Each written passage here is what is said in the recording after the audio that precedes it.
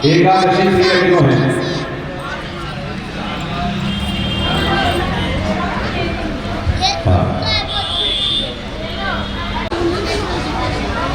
और पहले शालिग्राम जी महाराज तुलसी जी की पूजा करें। देखिए सभी माताएं बैठी रहेंगी, आप सबके प्रतिनिधित्व के रूप में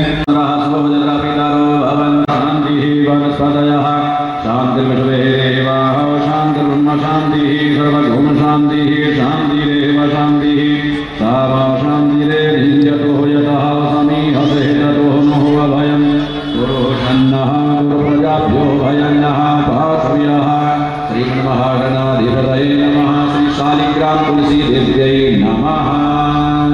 ध्यायामि पूजयामि। हाथ जोड़ लीजिए, प्रणाम कीजिए।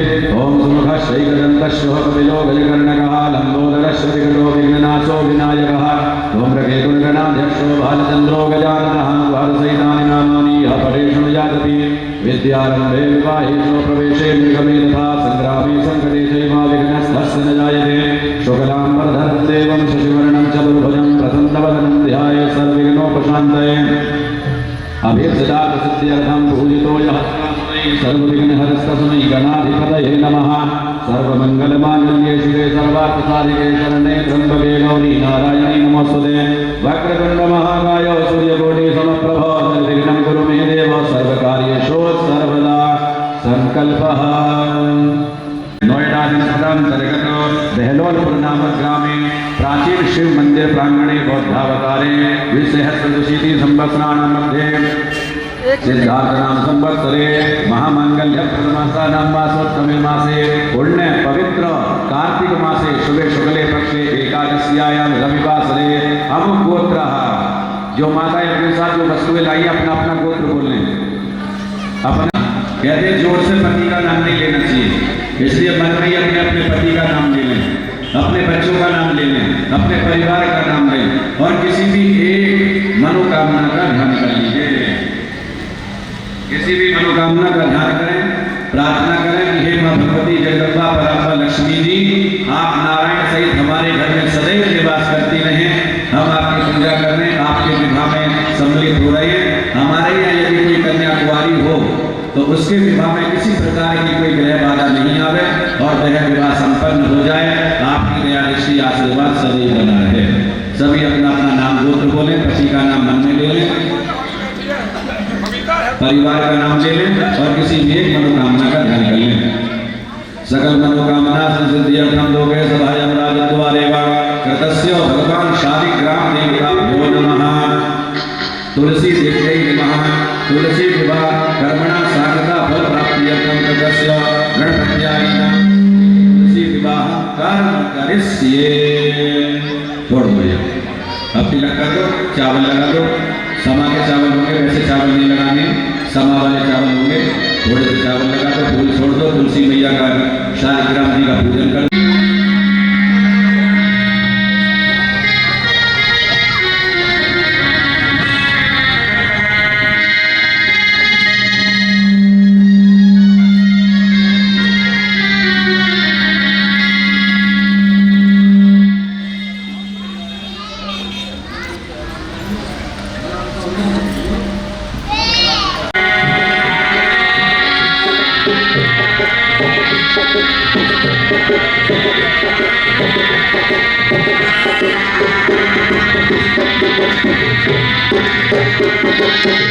बोलो शंकर भगवान की, बोलो तुलसी मैया की जय। राजकुमार एक परिक्रमा कर लो, कुछ बार फेर करके और परिक्रमा करके आ जाओ। और देखिए सभी माताएं दो दो चार चार करके उठेगी और माता तुलसी को बार फेर करके अपने वस्त्र समर्पित करके परिक्रमा करके अपनी जगह पर बैठ जाएगी। ठीक है, कोई भी व्यवस्था गड़बड़ ना करें। छोटो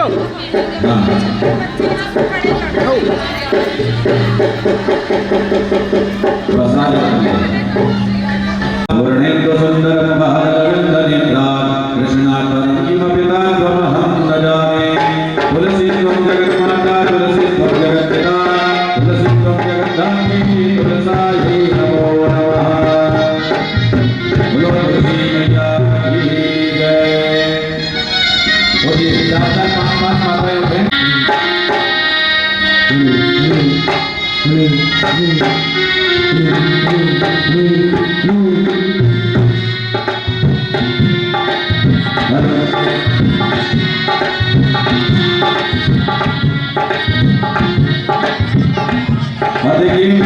माता तुलसी का श्रृंगार हो रहा है।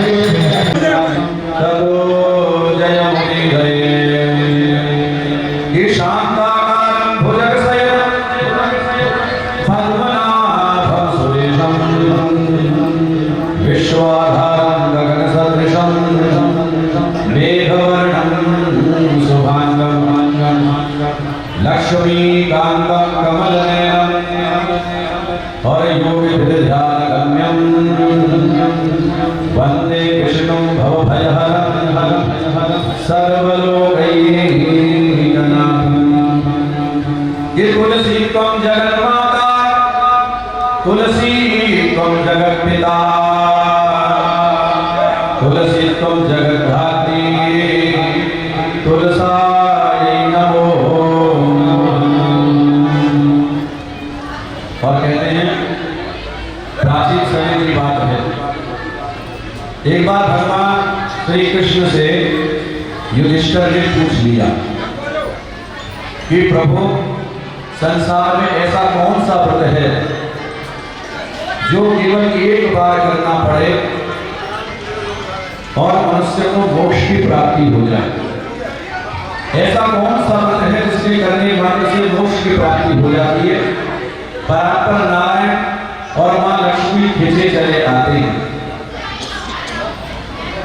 ऐसा कौन सा व्रत है जिसके करने से मां लक्ष्मी की कृपा संपूर्ण परिवार पर व्याप्त हो जाती है, और प्रभु ऐसा कौन सा व्रत है जिसे करें हम और दुख दूर हो जाए संसार के लोगों के। हाँ,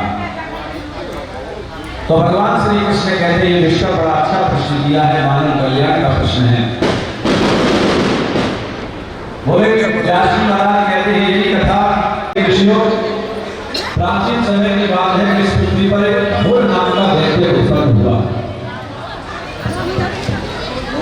देखिए इधर ध्यान दें आप सभी लोग, बहुत सुंदर कथा है।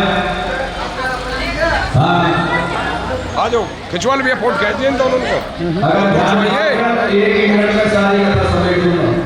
हाँ आ जाओ 1 मिनट में सारी कथा। सभी माताएं बहन ध्यान दें।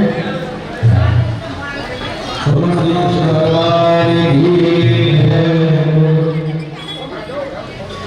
तो सूची महाराज कहते हैं ऋषियों प्राचीन समय में एक मूल नाम का दैत्य था, ब्राह्मणों को सताने लगा, संतों को सताने लगा, सब जगह पृथ्वी पर त्राहिमाम होने लगा। सभी देवता मिलकर भगवान विष्णु की शरण में पहुंचे, जाकर के प्रणाम किया, बोले प्रभु इस मूल नाम के दैत्य ने नाक में दम कर रखा है, अपनी पूजा करा रहा है, बंद करा दिए, पूजा पाठ को बंद करा दिए। इसलिए प्रभु मैं आपको ये बताना चाहता हूं, प्रभु मुझे क्षमा करें और उस मूल नाम के दैत्य का आप संहार करें। तो भगवान विष्णु तुरंत महाराज आकाश से उतर करके आए। इधर भगवान विष्णु विश्राम के लिए एक पर्वत की कतरा में प्रवेश कर गए और बाइक शिला पर अपना पीताम्बर ओढ़ करके वो लेट गए, विश्राम अवस्था में लेट गए। इधर को नाम का दैत्य आया, उसने सोचा कहीं उससे युद्ध न करना पड़े, इसलिए बहाना बना करके लेट गया।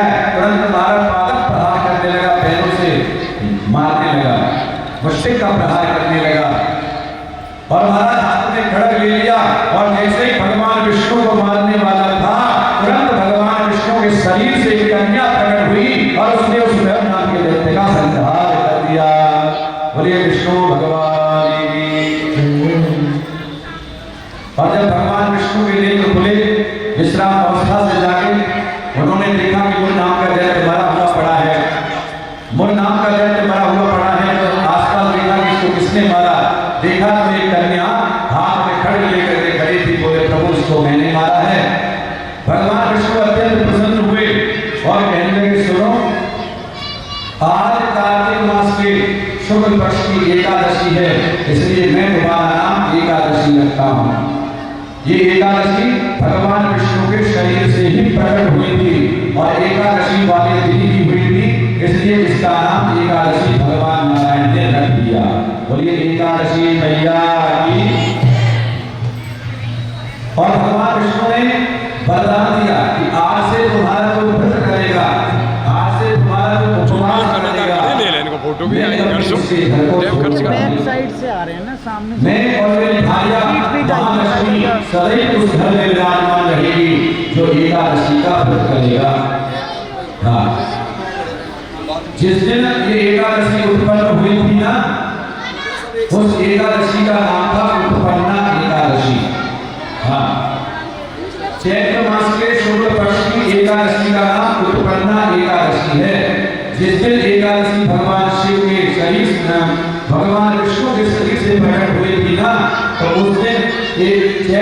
के शुक्ल पक्ष की एकादशी थी तो भगवान ने नाम रख दिया उत्पन्ना एकादशी।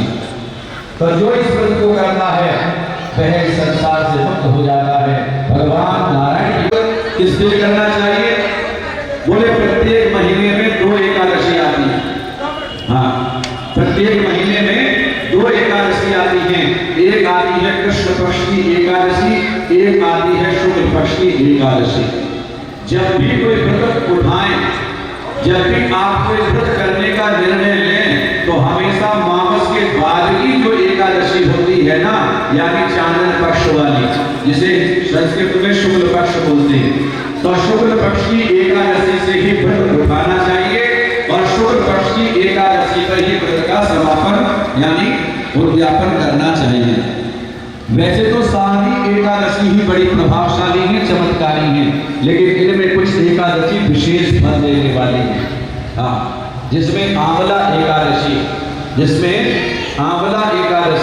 देवउठान एकादशी और आंवल की एकादशी और निर्जला एकादशी, इनमें व्रत करने से 1000 लाख गुना फल प्राप्त होता है। हाँ, एक बार भीम ने पूछ दिया ना कि प्रभु कोई ऐसा व्रत बताइए जो साल में एक बार करना पड़े, हैं? सूत जी महाराज से कहा था ना कि प्रभु कोई ऐसा व्रत बताएं जो कि साल में एक बार करना पड़े और पूरे साल की एकादशी का व्रत मिल जाए, फल मिल जाए। तो सूत जी महाराज बड़े प्रसन्न हो गए, कहने लगे भीमसेन, मैं जानता हूं तुम क्यों पूछ रहे हो, क्योंकि तुम पर भूखा नहीं रहा जाता। हाँ, अरे जब घर में भोजन बनता है ना तो आधे में खानदान, आधे में भीमसेन। मुझे पता है कि तुम्हारे उधर में जठराग्नि है जो हर समय जलती रहती है, तुम्हें भूख बर्दाश्त नहीं है, फिर भी मैं तुम्हें एक ऐसा व्रत बताता हूँ जो साल में, वर्ष में एक करना पड़ता है और संपूर्ण एकादशी का फल प्राप्त हो जाता है। हाँ, तो भगवान कहते हैं चैत्र वैशाख ज्येष्ठ आषाढ़ श्रावण भादो कुआर कार्तिक अगन पुष माघ फाल्गुन, ये 12 महीने की जो एकादशी होती है ये होती है 24, और एक अधिक मास जो मल मास बोलते हैं जिसको लौंड का महीना, उसे मिला करके 26 एकादशी कही गई है। और इन 26 एकादशी का फल केवल एक ही एकादशी से प्राप्त हो जाता है जिसका नाम है निर्जला एकादशी। हाँ, ज्येष्ठ मास के शुक्ल पक्ष की एकादशी का नाम निर्जला एकादशी है, जिसके व्रत करने मात्र से जो इस दिन बिना जल के, बिना अन्न के व्रत रखता है ना, उसे संपूर्ण 26 की 26 एकादशी का, पूरे वर्ष की एकादशी का फल प्राप्त हो जाता है। वैसे तो साल भर की एकादशी करें और उसके बाद में यदि निर्जला एकादशी का व्रत करें तो भगवान को अत्यंत प्रिय हो जाता है वो मानव। लेकिन ये उनके लिए हैं जो अस्वस्थ हैं, जो बुजुर्ग हैं, जो बड़े हुए हैं, जो भगवान का भजन और एकादशी 26 एकादशी नहीं कर सकते, तो केवल साल में उन बुजुर्गों के लिए, उन माताओं के लिए केवल एक व्रत बताया है, निर्जला एकादशी यदि कर लें तो संपूर्ण एकादशी का फल उन्हें प्राप्त हो जाता है। हाँ, अब सबको मालूम पड़ गया कि एकादशी कहाँ से उत्पन्न हुई, क्यों उत्पन्न हुई और एकादशी का महत्व क्या है। अब प्रश्न उठता है कि भगवान कौन सी एकादशी को शयन करते हैं और कौन सी एकादशी को जाग जाते हैं, उठते हैं। तो यही प्रश्न एक बार शौनक आदि ऋषियों ने सूत जी महाराज से किया था। हाँ, तो सूत जी महाराज बड़े प्रसन्न हुए और कहने लगे, सुनो, आषाढ़ मास के शुक्ल पक्ष की एकादशी का नाम देवशयनी एकादशी है। उस दिन भगवान सो जाते हैं। वैसे तो भगवान त्रिलोकी नाथ हैं, त्रिकाला सत्य हैं, वो न कभी सोते न जागते, लेकिन हमारे गृहस्थ जीवन की बातों में मानते हैं कि वो सो जाते हैं और 4 महीने बाद उठ जाते हैं। वास्तव में ऐसा नहीं है, वो समाधिस्थ होते हैं और समाधि की भाषा में सब पर अपनी कृपा दृष्टि रखते हैं। एक बार माता लक्ष्मी ने पूछ लिया कि प्रभु, मैं निरंतर आपके चरणों को दबाती रहती हूँ, मुझे वर्ष में, महीने में, करोड़ों वर्षों में एक भी अवकाश नहीं मिलता, तो प्रभु आप कोई ऐसी व्यवस्था करें, कुछ देर आप निद्रा ले लिया करें, कुछ दिनों के लिए सो जाया करें, जिससे कि ब्रह्मांड में भी थोड़ी सी शांति हो, जो संत जन हैं उन्हें भी थोड़ा सा विश्राम मिल जाए और मुझे भी कुछ दिनों के लिए अवकाश मिल जाए। अच्छा, पति लोग जो होते हैं ना, पत्नी की बातें जरूर मानते हैं। हाँ, नहीं मानेंगे तो शाम का भोजन बंद। हाँ, बोल जय भोलेनाथ।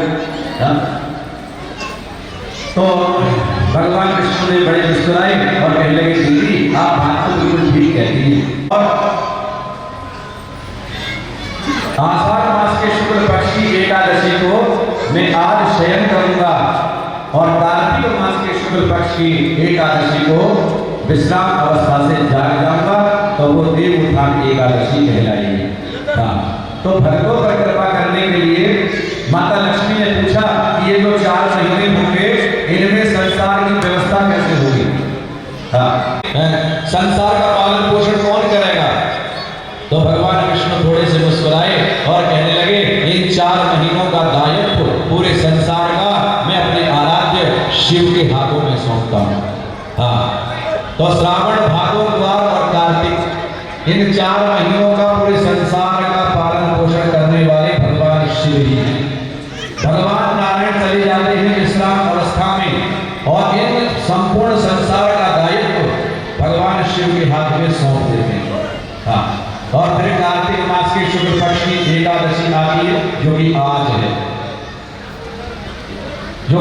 है, कार्तिक मास के शुक्ल पक्ष की एकादशी को भगवान शिव पुनः वो संसार का दायित्व भगवान विष्णु के हाथ में दे करके खुद लिखा है 27,000 वर्ष पर्यंता भगवान शिव समाधि के लिए चले जाते।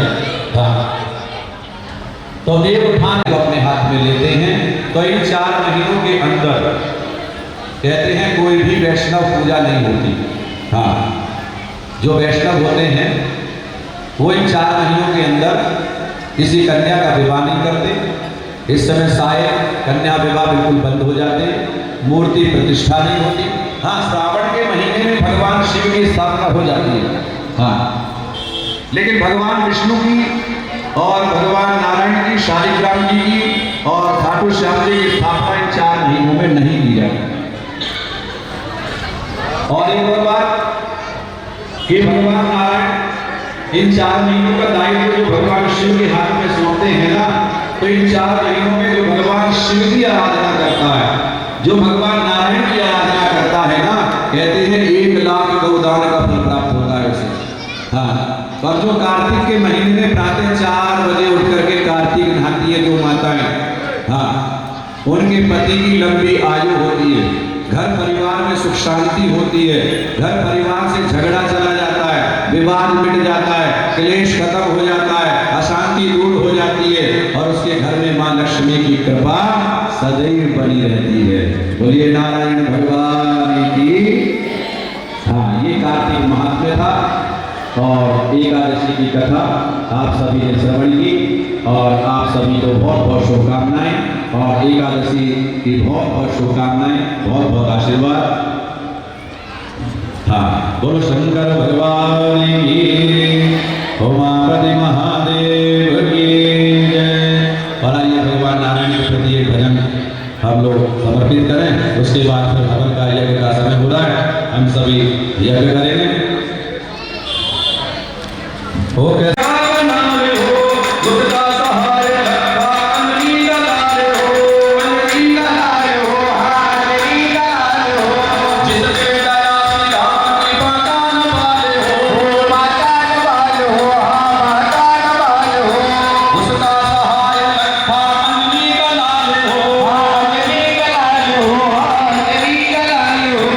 Nagpapalikuhan ng mga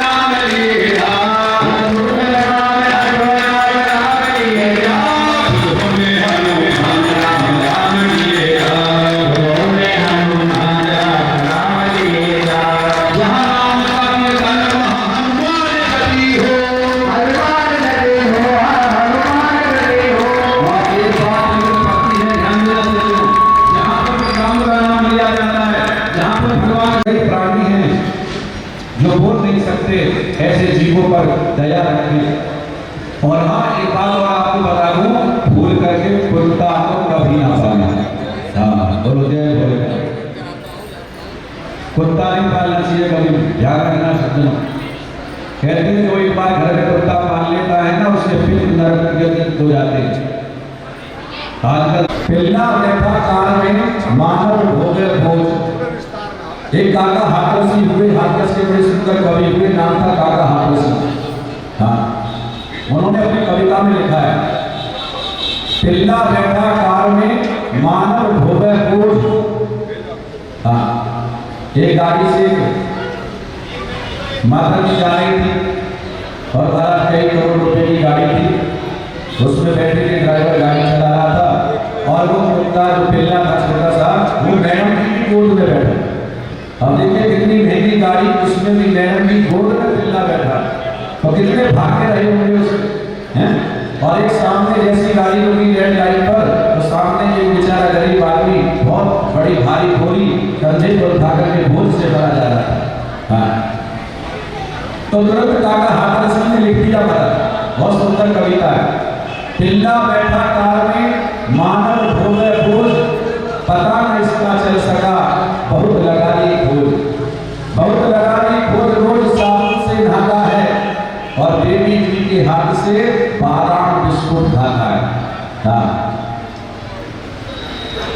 कह कभी पर मानव चिल्ला चिल्ला और अगले जन्म में भगवान बनाना पिल्ला पिल्ला।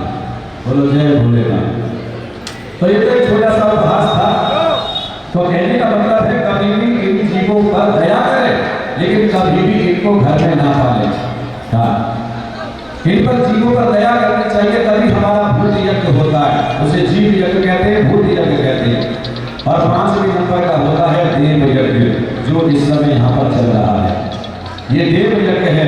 9 वर्षीय कई वर्षों से यज्ञ चले आ रहे हैं। पहले गांवों में, घरों में, नगरों में, देश में हर जगह यज्ञ हुआ करते थे।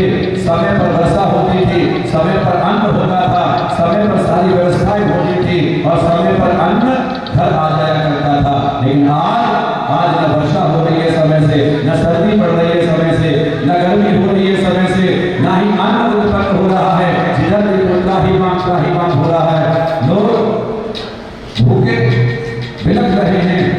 और महाराज क्यों? क्योंकि ये यज्ञ बंद हो गए। तो हमें फिर से उसी संस्कृति में लौटना होगा, हमें यज्ञ कराने होंगे। इन यज्ञ के माध्यम से क्या होता है कि देवताओं को भोजन मिलता है और देवताओं में शक्ति प्रदान होती है। और जब देवताओं खुश होंगे तो वो वर्षा करते हैं, वर्षा से अन्न होता है और अन्न से जीव जीवन धारण करता है। इसलिए यज्ञ करने चाहिए। और 9 दिन तक चलने वाले इस महायज्ञ में हजारों करोड़ आहुतियां पड़ी और केवल उसके लिए नहीं कि हमें कुछ मिले, अपितु संसार कल्याण के लिए यज्ञ किया गया था। और जहां भी ऐसे यज्ञ होते हैं ना, वो केवल अपनी मनोकामनाओं के लिए नहीं होते। अरे यज्ञ के द्वारा तो समस्त मनोकामनाएं स्वर्ग में होती ही हैं, स्वयं की मनोकामनाएं पूर्ण होती ही हैं। अपितु समाज कल्याण के लिए जो यज्ञ किया जाता है वो अधिक प्रशंसनीय और वो अधिक महत्वाकांक्षी होता है। महत्व